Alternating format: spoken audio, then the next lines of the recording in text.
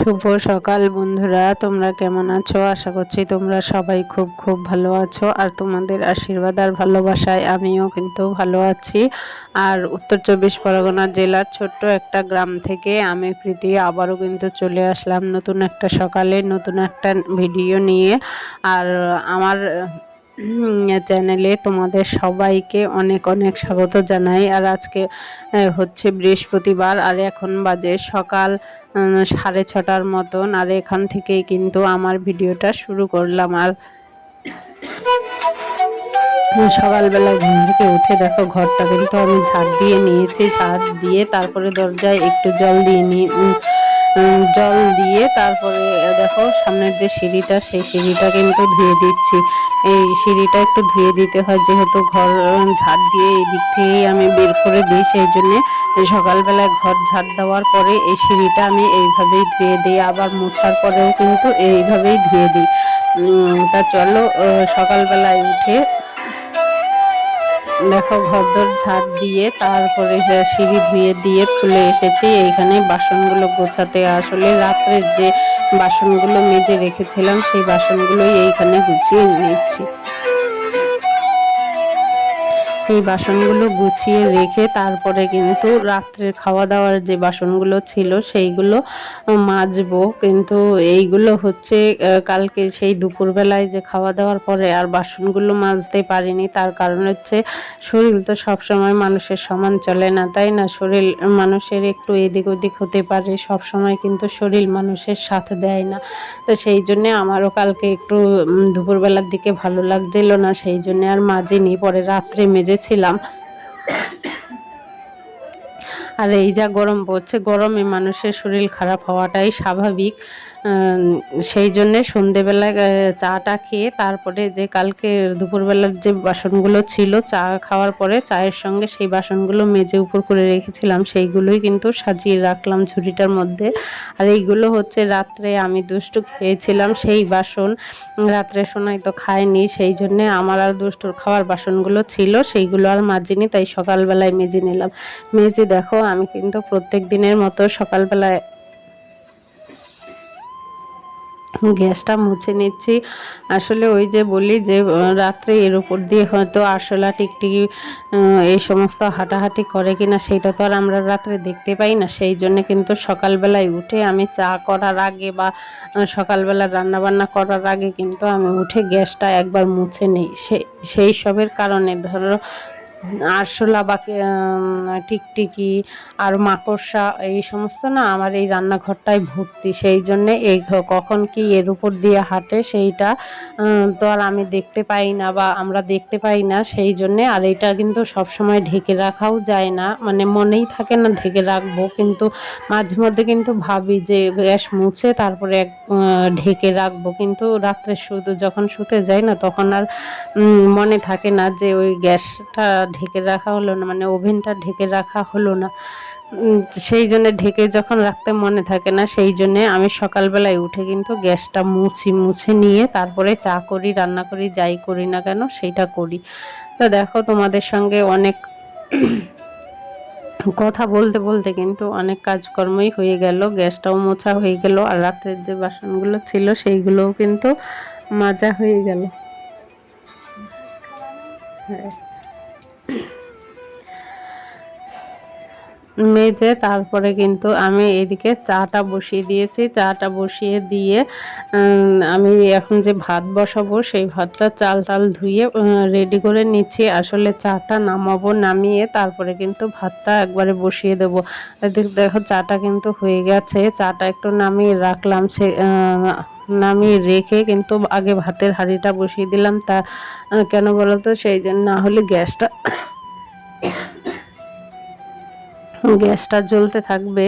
সেই জন্য আমি একটু চাটা একটু পরেই ছেঁকে নিলাম, নিয়ে আগে ভাতের হাঁড়িটা বসিয়ে দিলাম।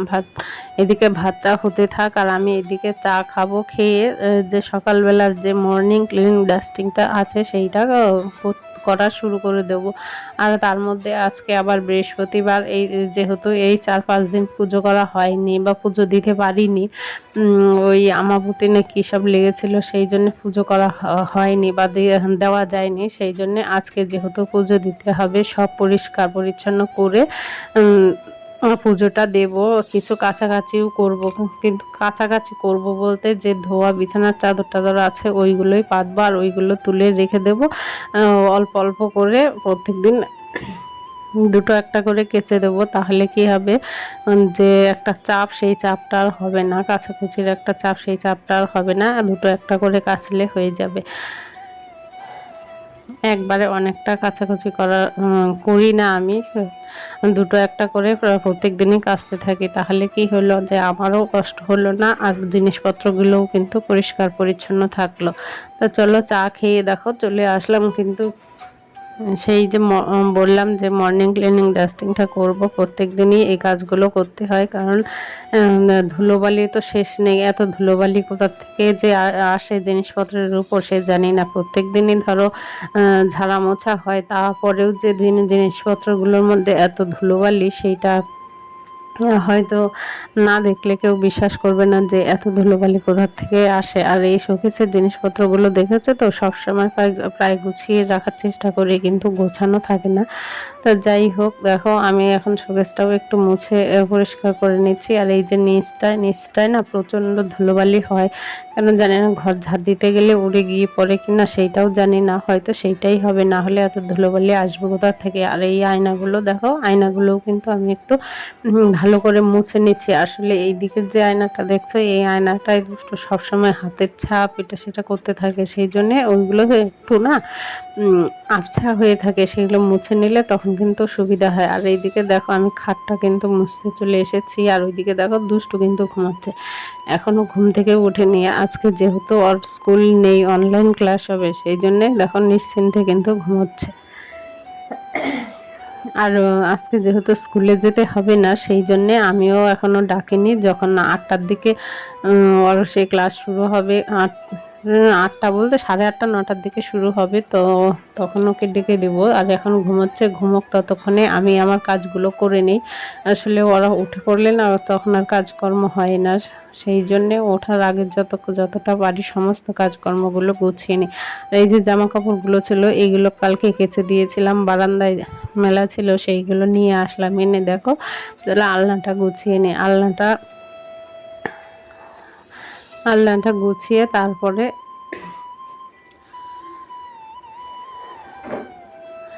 আর অন্যান্য যে সমস্ত কাজকর্মগুলো করব সেইগুলোই শেয়ার করার চেষ্টা করব, জানি না কি হবে। তা আজকে তোমাদের সঙ্গে কিন্তু আমি আজকে সারাদিন কি কি কাজকর্ম করলাম, তার সাথে আবার আমি বৃহস্পতিবারের পুজো সেইটাও কিন্তু শেয়ার করছি। তা আশা করছি আজকের ভিডিওটা কিন্তু তোমাদের ভালো লাগবে। আর যদি ভিডিওটা একটুকুও ভালো লেগে থাকে তাহলে অবশ্যই কিন্তু একটা লাইক করতে ভুলো না। তোমাদের একটা লাইক আমাকে পরবর্তী ভিডিও বানাতে খুব উৎসাহিত করে। আর তোমরা যদি চাও যে আমার পরিবারের একজন মিষ্টি সদস্য হয়ে থাকতে, তাহলে অবশ্যই আমার চ্যানেলটাকে সাবস্ক্রাইব করে আমার পরিবারের একজন মিষ্টি সদস্য হয়ে থেকো। আর দেখো সমস্ত ক্লিনিং ডাস্টিং শেষ করে ঘরটা কিন্তু আবারও ভালো করে ঝাড় দিয়ে নিয়েছি। সকালবেলার যেহেতু ঝাড় দিয়েছে সেই জন্যে আর আবার ঝাড় দেওয়াটা আর তোমাদের সঙ্গে শেয়ার করলাম না, তাহলে তোমাদেরও কিন্তু মনে হবে না যে একই ঘর কতবার ঝাড় দেয়, সেইটাই আবার আমাদের সঙ্গে শেয়ার করছে। হ্যাঁ, সেই জন্য তোমাদের সঙ্গে শেয়ার করলাম না। দেখো ঘরদোর ঝাড় দিয়ে পরিষ্কার করে তারপরে কিন্তু আমি চলে আসলাম রান্না করতে। তার মাঝে কিন্তু আমি আবার বাজারের দিকেও গেছিলাম। বাজারের দিকে গিয়ে দেখো এই যে ভোলা মাছ এনেছি, ভোলা মাছের ঝাল, আর এই যে কলমি শাক, দেখো কলমি শাক রান্না হবে, আর কিছু রান্না হবে না। আর এই কদিন যেহেতু শাক পাতা খাওয়া যায়নি, সেই জন্য ভাবলাম যে একটু শাক নিয়ে যাই। আর এদিকে দেখো আমার কিন্তু মাছের ঝালটা হয়ে গেছে, ভোলা মাছের ঝাল আর কলমি শাক, আর একটু কাঁঠাল আছে, সেই কাঁঠালটাও এখন খাওয়া হয়ে যাবে। না হলে দুপুরবেলায় না খেলে আবার ওইটা থাকলে আর কতদিন রেখে খাবো, ফ্রিজে 3 4 দিন 5 দিন ধরে রয়েছে, সেই জন্যে ওইটা আজকে শেষ করে দেবো ভাবছি। যে কোয়া আছে সেইগুলো মা মেয়ে 3জনে মিলে খেয়ে নেবো। আর এইদিকে দেখো আমি রান্না বান্না করে স্নান করে তেল সিঁদুর মেখে তারপরে কিন্তু চলে আসলাম পুজো করতেই। দেখো পুজোটা করে নিচ্ছি। আজকে যেহেতু বৃহস্পতিবার দিনে একটু পুজো করতে টাইম লাগে, তা চলো পুজোটা করে নেই, ততক্ষণ কিন্তু তোমরা অবশ্যই ভিডিওটা দেখতে থাকো।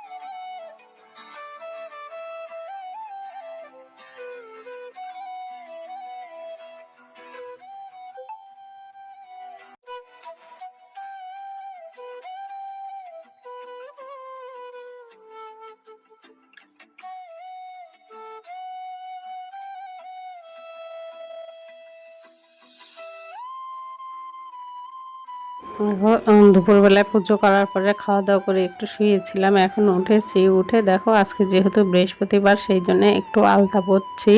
মানে স্ত্রীদের নাকি বৃহস্পতিবার করে আলতা শুধু পরতে হয়, সেই জন্য আলতাটা পরে নিচ্ছি। আর এখন কিন্তু বাজে 5:30টার মতন। তা আজকের ভিডিওটা কিন্তু এইখানেই শেষ করছি। এই দেখো আমার কিন্তু আলতা পরা হয়ে গেছে। তা আজকের ভিডিওটা এইখানেই শেষ করছি। ফিরে আসবো নতুন একটা সকালে নতুন একটা ভিডিও নিয়ে। ততক্ষণ কিন্তু তোমরা সবাই ভালো থেকো, সুস্থ থেকো। Tata, by.